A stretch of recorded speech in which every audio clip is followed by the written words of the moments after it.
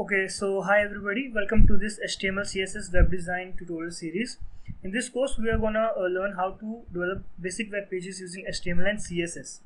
This would be a project-based course, as I think implementing small projects regarding what you have learned embeds that in your mind.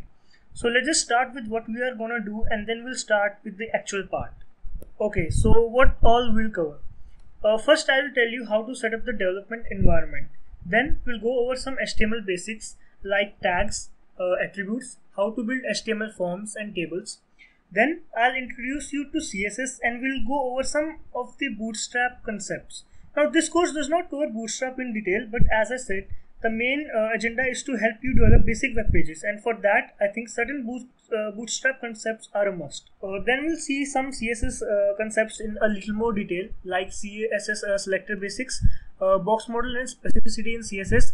Also, we are gonna work on the mobile design of various web pages we make, and then after that we will finally go on to build a full-fledged web page with both HTML and CSS.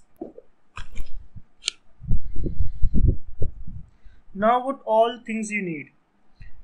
First of all, you will need a code editor. You can use any of the code editors out there, like you can use Sublime, you can use VS Code. I myself would be using VS Code. So you can go to the site, right here, code.visualstudio.com, and choose the editor compatible with your machine. It's totally your choice which editor you want to use. There's no good or bad in any editor. It's just the comfort. So getting back, next thing you'll need is a web browser. I'll be using Google Chrome. You can also use Firefox or other browsers. The main thing is that we need to use the developer tools that they provide. Now, if you head back to the Google Chrome browser, now if you just open a new tab and right click and choose inspect, you would see these a bar appearing. These are called the developer tools, Chrome developer tools. It has all the HTML that is on the page and all the CSS that is used in building this web page. So these tools we are gonna use a lot in HTML and CSS learning. That would help us to get more understanding of the course. Okay, so some of the very important tips I would like to give you. First of all, use Google as much as possible, because the more you research, more you will understand. I would recommend you to use Stack Overflow, because 90% of problems I used to face were solved by this platform. Okay, so you see we are on this site. If you see, many people answer questions here, and each answer has these votings. You can see these 7, 13. So what these votings are, if someone reads the answers and if they like them, they give an upvote or a downvote. So go for the ones which are highly voted, and believe me, this would be a great aid in your learning process. Secondly, I would recommend you to ask questions. Do conversations. You can ask questions down below in the comments, or you can also mail me. I'll provide you with my email in the description. And lastly, do not delete the projects we make, because you are gonna revisit them once we are reaching the end, and these would provide you a great help if you forget something or we are building something new. So do not delete them, please. Okay, so let's start. First, what is HTML? It stands for Hypertext Markup Language. It's not a programming language, it's a markup language. In simple terms, it is used to structure elements on web page using tags. They play the same role as bones play in our body. Example is this p tag or the paragraph tag that helps to write text on the web page. Okay, so let's see what is CSS. It stands for Cascading Style Sheets. It works alongside HTML and is used to style web pages to make them look better. So for you don't get bored reading this text, let's practically see the difference between HTML and CSS. Okay, so this is a simple HTML document, and this is pure HTML with no CSS. This is a heading with the h1 tag, and this is the text using the p tag. Okay, so this is the modified document that we saw earlier. This has the CSS applied. You can see that the background color has changed. The background of the h1 tag and the p tag have also changed. Now don't worry that why this yellow color or the green color has spread across the screen. We are gonna learn all those things in when we go further in this course. So this is what a CSS brings to an HTML document. It makes it look better, uh, and also helps to add a little more styling to the web pages. So with that done, let's get started with the coding part. Okay, so I assume that you have installed VS Code. Now when you open this, you will see this blank screen. You will also see a welcome tab. I have crossed that. Okay, so to create a new file, click this icon here and write index.html. Now you can write any name. I have written index as it is in just a convention. So I have index.html, and this would open a new file. So the first tag you need to include in this file is this.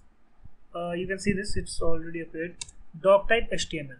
Now this is a basic tag that you have to include in every HTML file. It just tells the browser that the given document is an HTML document, and you just need to include that. So this next tag is the HTML tag. So this is an overall wrapper for your document, and you have to include that. After that, there is head tag. Now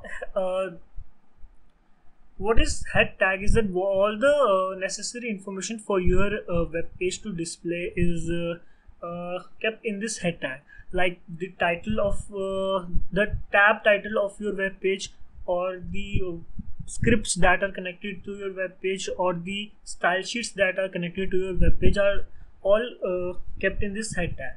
For now, we are just gonna write the title of this web page, which is written in this tag called title tag, and I'll give it a name sample. So this is the title tag, and after the closing tag of this head tag, there is another tag called body tag. Now whatever information that a web page displays, all that is stored in the body tag. For example, if you see this VS Code website, this Visual Studio stored Visual Studio Code heading is this title is stored in the head tag, and whatever information that you see here, this picture, this text, all this is written in the body tag. So whatever information you have to display, it should be written in the body tag. So the first text tag that I will introduce you to with is this heading tag called h1 tag, and you can write here, this is HTML doc, and just save that. Now if you save this document, and by default my documents are saved in this folder. I have kept in the desktop HTML CSS folder and index.html. If I double click on this, you will see this document opening. This is what we had written. This is HTML doc, and this is what HTML h1 tag makes the text look like. Now if we head back to the Visual Studio Code, we'll write another tag, but this time the heading would be written with the h2 tag.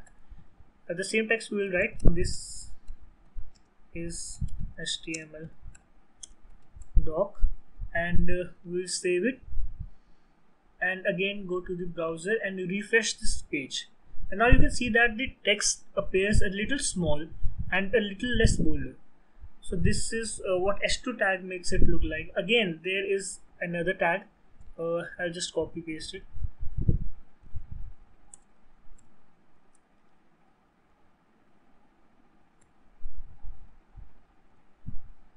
This is the h3 tag.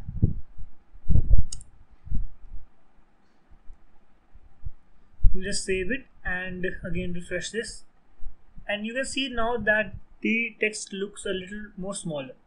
Now this h series goes up to h6, so you can assume that the text gets more smaller and smaller. So these are the various heading tags that you can use in HTML. Okay, so the next tag that we're gonna see is the paragraph tag. Paragraph tag helps you write text in the document. So if you don't want to write the text again and again, you can go on to this. Just go on to Google and type lorem ipsum. This is a free dummy data generator. You can just copy the text from this website and just embed it in your document.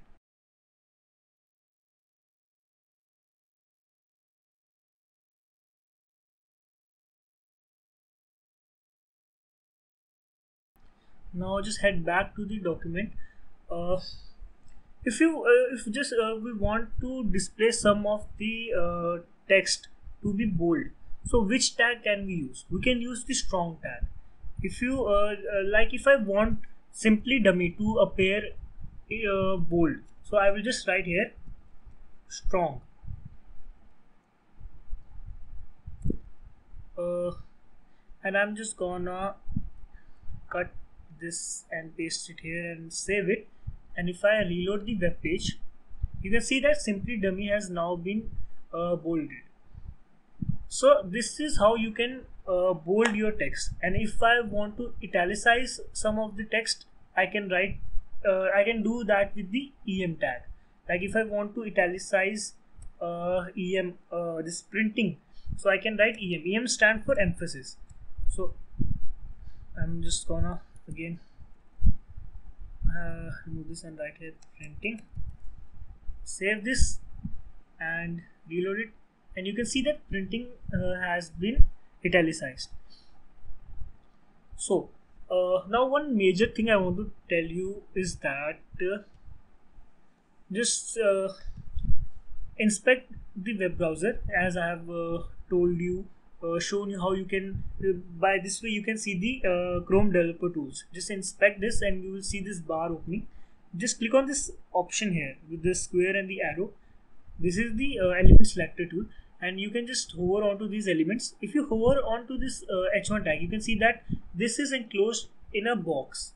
Now don't worry about this blue and the orange straps. Just see the outer block. If you hover onto this h2 element, this is also enclosed in a box, and this is also enclosed in a box which goes from left to right. So these elements that acquire their own width in the whole screen, these in that they acquire the full length of the screen, these are called block level elements. And if I hover onto this simple text and just click on this, and you can see here that this strong the element is has just slipped into the p tag. It does not acquire the whole length of the screen or the width of the screen as done by the h1 or the h2 tag. So these such types of tags like this strong tag and also the em tag, these just slip in, and these are called inline tags. That inline automatically means that the tag which is inline with the other tags. Okay, so this is all for today. We have seen some basic HTML tags and their uses. Before ending, I would like you to install some things. Just go over to this extensions tab and write here HTML5 boilerplate. So when you will write this and click on this, you will see this. I have already installed this. You install this. What this HTML5 boilerplate is, this is the basic structure that we have made here. Like you see doc type HTML and all this. So how this works is, see, if I make another file and write here app.html, and if I don't want to write all those things, doc type HTML and all that, I can just simply write HTML and just click select this HTML5, and this will provide me all full boilerplate with the doc type HTML, head tag, body tag, and this closing HTML tag. Don't worry about this meta tag. We are not concerned with this right now. So this is just to avoid some extra coding that we have to do. Okay, so the second thing I want you to install is this live server. just write here live server, and you will see this. Now what does this live server do is, as you have seen, whatever change we make on this file, we have to go to the browser and again refresh this to save, to see the change. So if I install this live server and open this document, just right click on this document and open with live server. Now this will open. Now whatever change I make onto this file, it would automatically be displayed without me having to refresh the page. Like if I add this tag here, hello, and save this, as soon as I save this hello would be displayed here, and I won't have to refresh this page. Okay, so this is all for this video. In the next video we're going to see some more HTML tags and the functioning of the HTML attributes.